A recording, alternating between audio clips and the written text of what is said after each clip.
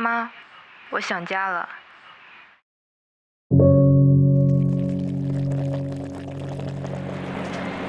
早点回来。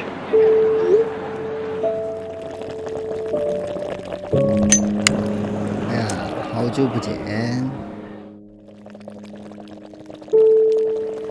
我想你了。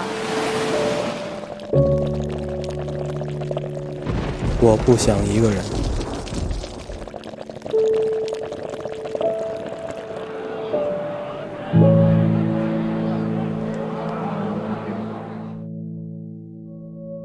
在火灾的时候啊，真的很泪汪汪的。我觉得人生一辈子之中都安排好了，有什么不好？也就先叫声上。我连气都不想的啊，人生还有没得意义嘞？就是要曾经是我们非常青春的地方。